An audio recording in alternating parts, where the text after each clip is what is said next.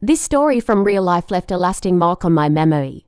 It all started when my neighbors, Aunt Helen and Uncle Alex, had their son Paul come to visit, and I met him at their place. One of his friends threw a party at his house. It was then that Paul first decided to try his luck with me. Considering that I'm 15 years older than Paul, I was a bit wary of it at first. During one of his attempts to flirt, he grabbed me by the waist. I managed to wriggle free, but unfortunately knocked over a glass of red wine onto my dress. Secluding myself in the bathroom and smearing mascara across my wet, tear-stained cheeks, I unsuccessfully tried to rub out the stain. Paul came to comfort me. He took my hands, lifted me from the edge of the tub, and asked me to take off my dress. I was so upset that I could barely process what was happening. Paul grabbed the hem of my dress with both hands and slowly pulled it up. When my stomach was bare and it reached my chest, I suddenly spun around to face him. "What are you doing? Don't you dare!" I screamed and started pushing him out of the bathroom. "Stay there!" I commanded and slammed the door shut. A few minutes later, Paul knocked on the door and offered his help. It's a bit awkward about the dress. I had no choice but to accept his invitation to go home with him. One evening at Paul's apartment, there was a noisy group of guys hanging out. Several of them were smoking on the landing just as I was coming back from the shop. One of them blocked my path. What a build, I thought. My mouth went dry with fear and my heart started pounding.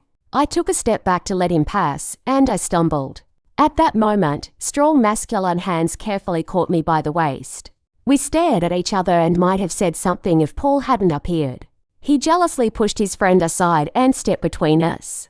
Well, found yourself a girl and didn't even introduce us," the stranger finally said.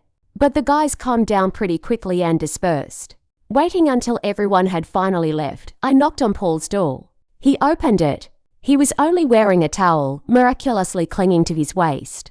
"Sorry, bad timing," I whispered and was about to turn and leave. Paul stopped me, grabbing my arm. And at that moment, his towel dropped. This awkward moment made me blush. I turned away and on the window ledge, I spotted a rather large, phallic object. "Wow, what a thing. How on earth do you?" flashed through my mind. I was already getting lost in thought, but Paul's voice brought me back to reality. He noticed where I was looking and said that his neighbor worked as an entertainer and performed with all sorts of props. Picking up the towel from the floor, Paul followed me out. He touched me again. An electric current seemed to run through my body. But a nosy neighbor almost hit us with the door, and we had to go our separate ways. I spent the whole next day deep in thought. That evening, Paul called.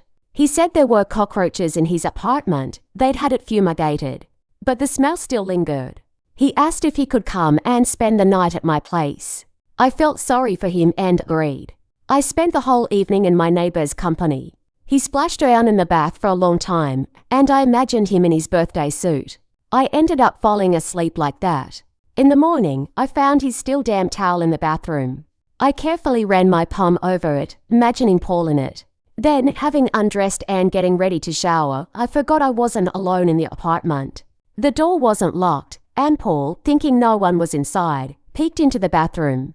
I squealed in surprise, and Paul shot out into the hallway like a scalded cat. "Why scream so loud? It's not like I've never seen a woman before," he protested. "Well, since you have," I said, "could you please bring me my robe if it's not too much trouble?" It seemed Paul had no intention of moving back to his own apartment. This was the second day of his stay with me. But what would I tell my parents if they wanted to visit? I gathered my thoughts, trying to hint to Paul that it was time for him to go home. I had to wait until evening when he got back from work. He flopped on the sofa and, as usual, turned on the TV. "You know, Paul," I began, sitting down next to him. He put down the remote and looked at me intently. There was so much warmth in his blue eyes that I couldn't bring myself to refuse him. He placed his hand on my knee, gently nudging the edge of my robe aside. The kettle started whistling in the kitchen.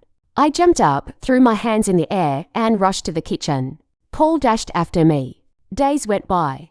Paul seemed like he wanted to tell me something, but kept putting it off. Then one evening, he appeared before me in a formal suit, hair-styled, clean-shaven, and looking generally delightful. He swept me off my feet, spun me around, and presented me with 2 tickets to the theatre.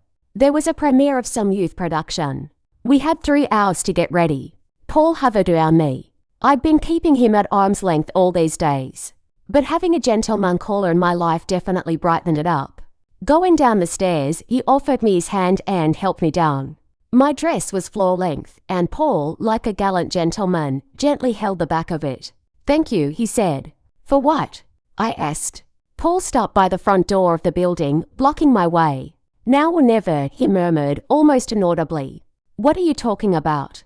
I barely had time to ask when we heard a noise outside. The front door burst open, and a crowd of teenagers pushed past us and ran upstairs. We stood there for a moment, stunned, and then, realizing we were late, rushed to the taxi. Paul had gotten us balcony tickets. Maybe he was thinking of a chance to be alone. Throughout the performance, we kept glancing at each other. And then he put his arm around my shoulders. I'd read somewhere that people do things in places like this. A hot wave ran down my spine at the thought. On stage, a romantic moment arrived. Everything seemed to hold its breath in anticipation. It felt like the whole world was watching us, waiting for some kind of action. It suddenly got stuffy. I felt the need to step out. Paul caught up with me in the restroom. He hugged me. I stepped back until I was against the wall. He didn't let up. Seizing the moment, he pressed himself close to me and began fervently covering my face with kisses. He was insistent and wouldn't give up. And then he froze. "I think I forgot to turn off the iron. There'll be a fire. Let's run home," he blurted out. Frantically opening the door, we rushed to turn off the iron. But the appliance was off. Why joke like that? A minute later, we were laughing together about Paul's forgetfulness. And it had all started so well.